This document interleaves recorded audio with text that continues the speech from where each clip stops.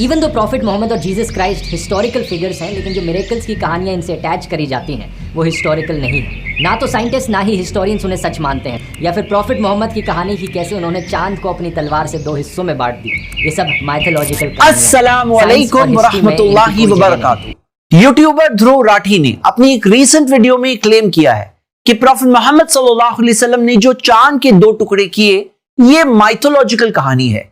Science और तारीख history में इसके लिए कोई जगह नहीं है। आइए ये सवाल हम फेस टू फेस देखते हैं, क्योंकि बहुत लोग इस सवाल को पूछते हैं।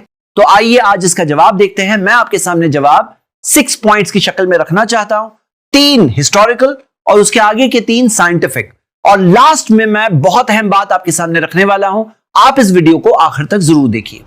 आइए इस चीज की हम एनालिसिस करें। सबसे पहले एक बात तो क्लियर कर दीजिए कि अपनी तलवार से 2 टुकड़े किए चांद के, ये तो कहीं नहीं दिया है।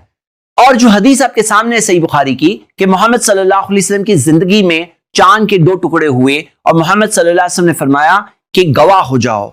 यह हदीस अब्दुल्लाह इब्न मसूद ने बयान किया है। कुरान में सूरह कमर सूरह नंबर 54 आयत नंबर 1 to 3 में आता है, इक़्तरबतिस साअतु वनशक़्क़ल क़मर, कि कयामत करीब आ गई है और चांद फट गया है। पता है चला कि कयामत की निशानियों में से यह होना था कि चांद को फटना था, और ये डे ऑफ जजमेंट जो मरने के बाद एक जिंदगी आने वाली है जिसमें हम सबका हिसाब होगा, ये उसके प्रूफ्स में से एक प्रूफ है। वनशक़्क़ल क़मर उसकी निशानियों में से एक निशानी है। और जब ये हुआ तो इस चीज के बारे में आता है कि उन्होंने कहा सिहरुम मुस्तमिर, जो डिनायर्स थे, जो इनकार करने वाले, उन्होंने कहा ये तो एक जादू है जो कंटिन्यूसली हो रहा है हमारी आंखों पर। यानी उन्होंने ये नहीं कहा कि नहीं हुआ, उन्होंने कहा कि ये हमारी आंखों पे जैसे कि एक जादू है। अब मैं आपके सामने हिस्टोरिकल एविडेंस में सबसे पहली बात ये बेसिस को क्वेश्चन करना चाहता हूं एक मिसाल के साथ। अलेक्जेंडर द ग्रेट के बारे में हम सब जानते हैं कि कितने बड़े बादशाह थे, तकरीबन जीसस क्राइस्ट से 325 साल पहले जिए, और कितने बड़े इलाके में उन्होंने हुकूमत की जिंदगी के इतने कम सालों में। लेकिन सवाल यहां यह है, ये सब हमें पता कैसे चलता है? तो ओल्डेस्ट हिस्टोरिकल रिकॉर्ड कौन से हैं अलेक्जेंडर द ग्रेट के बारे में, जिनकी जिंदगी कहते हैं कि बहुत वेल डॉक्यूमेंटेड है? लेकिन आप देख रहे हैं कि कौन से आई विटनेसेस थे, किसने ये बात बयान की? तो आपके पास जो ओल्डेस्ट रिकॉर्ड्स है वो अलेक्जेंडर के मौत के 275 साल बाद, 375 साल बाद, 425 साल बाद, 525 साल बाद, ये ओल्डेस्ट रिकॉर्ड्स है। उसी तरह एक और मिसाल हमारे पास है 7 wonders of the ancient world, कि पुरानी दुनिया की जो 7 अजूबे, उसमें से सिर्फ एक आज मौजूद है और 6 मौजूद नहीं है, लेकिन फिर भी माना जाता है कि थे कुछ रिकॉर्ड्स के बेसिस पे, हिस्टोरिकल रिकॉर्ड्स। मैं आपसे एक सवाल पूछता हूं कि क्या आपको पता है कि प्रॉफिट मोहम्मद सल्लल्लाहु अलैहि वसल्लम की जिंदगी इतनी वेल डॉक्यूमेंटेड है विद चेन्स ऑफ नरेशन कि उनके जमाने में होने वाले इवेंट्स के अंदर हम आपको दे सकते हैं कि कोई चीज हुई, उसके आई विटनेसेस कौन थे, उसकी पूरी चेन ऑफ नरेशन, यहां तक कि जो हिस्टोरिकल रिकॉर्ड जो हदीस बुक के अंदर मौजूद है, वो लिखने से पहले तक जो चेन ऑफ नरेशन है, वो चेन ऑफ नरेशन के अंदर हर सिंगल रावी के बारे में हम आपको उसकी पूरी बायोग्राफी दे सकते हैं। वो हिस्टोरिकल रिकॉर्ड में आप देख सकते हैं कि वो कैसे थे अपनी ईमानदारी में, अपनी सच्चाई में, अपनी इंटेग्रिटी में, वो कैसे थे अपनी हिफाजत में, प्रिजर्वेशन में, बातें पहुंचाने में, जिसके बारे में क्रॉस एनालिसिस बाद में भी की हुई, और जिसकी वजह से रेटिंग और ग्रेडिंग के साथ में हम बता सकते हैं कि ये ऑथेंटिक चेन ऑफ नरेशन है या वीक या फैब्रिकेटेड है। यानी कि आप देख रहे हैं कि पूरी चीजें डॉक्यूमेंटेड है। और चांद के 2 टुकड़े होने के बारे में बात करेंगे तो उसकी हदीस तो हम देखते हैं, स्कॉलर्स बताते हैं ये मुतवातिर दर्जे की। मुतवातिर हदीस किसको कहते हैं? कभी गूगल करके चेक करिए। ये जो आप देख रहे हैं ये टिपिकली एक मुतवातिर हदीस की चेन ऑफ नरेशन ऐसी दिखती है कि उसे इतने सारे नरेटर्स, रावियों ने बयान किया है, हर लेवल पे इतने सारे हैं कि इट इज इम्पॉसिबल कि सब के सब मिलकर किसी झूठ पर इत्तेफाक करें।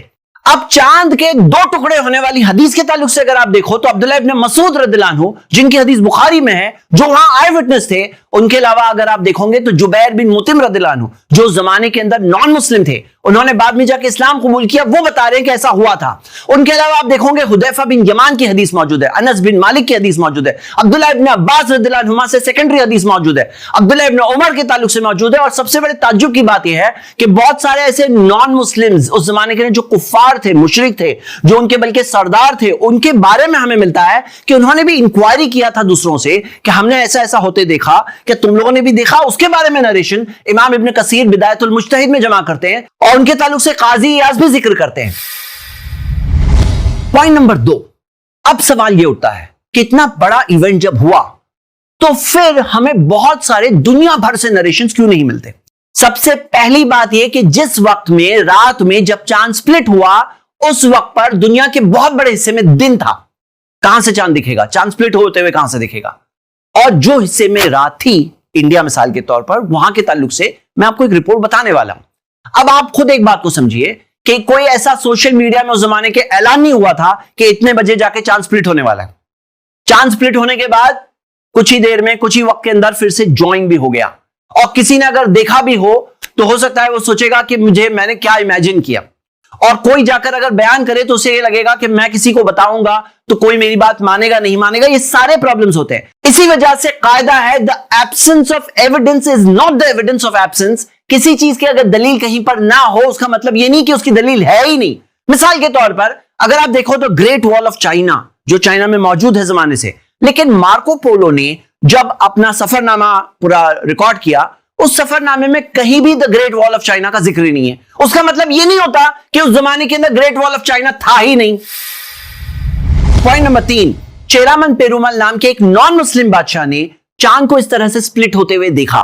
इस चीज का जिक्र हम देखते हैं हिस्टोरियन एमजीएस नारायण ने अपनी किताब में जिक्र किया है और उन्होंने ब्राह्मणिकल रिकॉर्ड्स केरोल पट्टी को कोट करते हुए बताया है कि हमारे पास डाउट करने का रीजन नहीं है कि ऐसा वाकया नहीं हुआ। उसी तरह सेबेस्टियन नाम के एक हिस्टोरियन ने भी यह बात को जिक्र किया है और कई सारे और हिस्टोरियंस ने भी इस बात को जिक्र किया। और केरला के अंदर एक बहुत फेमस स्टोरी है, बल्कि चेरामन पेरुमल की कायम की हुई मस्जिद उस जमाने की मौजूद है। उन्होंने चांद को देखा था। कुछ स्टोरीज के अंदर आता है कि वो खुद गए थे या उन्होंने इस्लाम कबूल किया था और इस तरह से मस्जिद उनकी बनी थी, जिसके बारे में हम ये देखते हैं कि हमारे प्राइम मिनिस्टर ने अपने ट्वीट्स में भी जिक्र किया। उसका एक गोल्डन रेप्लिका बना करके सऊदी के बादशाह को भी गिफ्ट किया। तो इस तरह का आई विटनेस रिकॉर्ड हम लोगों को मिल रहा है। इस्लामिक हिस्टोरिकल रिकॉर्ड्स के अंदर भी इस तरह की मैच होने वाली चीजें मिलती है जो इस चीज को और स्ट्रेंथ दे रही है। आइए अब हम साइंटिफिक प्रूफ्स की तरफ आते हैं। पॉइंट नंबर 4 कि चांद के ऊपर जो रिलेज मिले हैं, ऐसी दरारें जो मिली है, जैसे मिसाल के तौर पर आप ये देख सकते हैं, ये नासा की वेबसाइट से रीमा एरिडियस जो 300 किलोमीटर लंबी दरार है, इस तरह की ये दरार क्या चीज इंडिकेट कर रही है? ये दरार और वैलिस एल्पिस जो तकरीबन 166 किलोमीटर बड़ी है, ये दरार भी एक हो सकती है निशानी जो उस चीज की तरफ इशारा कर रही है। जैसे मिसाल के तौर पे हवाई के अंदर जो लावा चैनल्स है जो एक चीज की तरफ इशारा कर रहे हैं, ये इस तरह की दरारें जो एक तरह से फॉर्म हो रही है, क्या ये चांद के 2 टुकड़े होने के बाद मिलने की वजह से बनी थी? हो सकता है ये उसके प्रूफ्स में से प्रूफ हो। लेकिन मैं इस बात से एक बात वाजे कर देता हूं कि कुछ लोग जो सोशल मीडिया में क्लेम करते हैं कि नासा ने साबित कर दिया है कि चांद के 2 टुकड़े हुए थे, तो नासा ने ऐसा कुछ साबित नहीं किया है। जो नासा ने खुद भी डिनाई किया है कि उसने ऐसा कुछ साबित नहीं किया है। नासा ने सिर्फ इतना रिपोर्ट किया है कि चांद पर इस तरह की रिलेज दरारें मिली है। वो क्या साबित कर रही है वो आगे जाकर हम देखेंगे। अभी तो वो अननोन है कि इसकी वजह क्या थी। आइए पॉइंट नंबर 5 की तरफ आते हैं। चांद के ऊपर लोबेट स्कार्प्स मिले। लोबेट स्कार्प्स क्या है? मीलों के मील इस तरह से जमीन उठी हुई पूरी लाइन से, स्पेस में से देखा जाए तो इस तरह से दिखाई देता है। और इस चीज के बारे में साइंटिस्ट डिस्कस कर रहे हैं कि आखिर में इसकी वजह क्या है। हो सकता है इसकी वजह यह हो कि चांद के 2 टुकड़े होकर जब मिले हैं तो इस तरह से उसकी एक निशानी यहां आज भी देखने वालों के लिए बाकी है। पॉइंट नंबर 6, चांद के 2 साइड्स है और 2 साइड्स दोनों के दोनों बिल्कुल अलग है। जो साइड का रुख हमारी तरफ होता है वो एक ही साइड होती है, यानी आप जब भी चांद को देख रहे हो आप चांद की एक ही साइड देख रहे हो और एक साइड है जो उसके पीछे है जिसको हम कभी नहीं देखते हैं। जब देखा गया, उसे ऑब्जर्व किया गया तो पाया गया कि चांद की वो साइड इस साइड से बिल्कुल अलग है। इसकी क्या वजह है? साइंटिस्ट ने अलग अलग रीजंस दिया है। एक रीजन में यह दिया है कि हो सकता है एक दूसरा चांद आकर के मिला है और इस तरह से 2 चांद मिल करके ये हमारा चांद बना है। तो क्या ऐसा पॉसिबल है कि 2 चांद मिलकर के एक चांद बने? क्या ऐसा पॉसिबल है 2 मिलकर बने हो? तो ये चीज के अंदर हम एक मिसाल देखते हैं सैटर्न का, जो 3rd बिगेस्ट चांद है। सैटर्न के कई चांद है, उसमें से जो 3rd बिगेस्ट है लैपिटस। तो लैपिटस को जब ऑब्जर्व किया गया, और आप देख रहे हो ये फोटोज, ये कोई फोटोशॉप नहीं है, ये खुद नासा की वेबसाइट का लिंक है, आप जाके खुद देख सकते हैं। तो ये सैटर्न के चांद के अंदर जो पूरी पूरी दरार है, इसकी वजह क्या है? इसकी वजह वो ये बता रहे हैं कि एक दूसरा चांद आकर के मिला था और उसकी वजह से ये एक तरह की दरार मौजूद है। मेरे 6 पॉइंट्स पूरे हुए, लेकिन सबसे बुनियादी बात यह है कि जो चांद के 2 टुकड़े हुए ये एक मिरेकल है। और मिरेकल कहते किसे हैं? एक ऐसी चीज जो नॉर्मली नहीं होती है। अगर आप इस बात को समझ सकते हो कि कायनात को, इस बड़ी यूनिवर्स को बनाने वाला क्रिएटर है, जिसने जमीन को बनाया, इस आसमान को बनाया, हमें बनाया, हमारे बॉडी के अंदर एक एक सिस्टम को बनाया, हमारी बॉडी की छोटी सी सेल होती है, हर लिविंग क्रीचर की जो सेल होती है उसके अंदर एक तरह की सिटी जितना सिस्टम होता है, हमारे डीएनए के अंदर मिलियंस ऑफ कैरेक्टर्स होते हैं।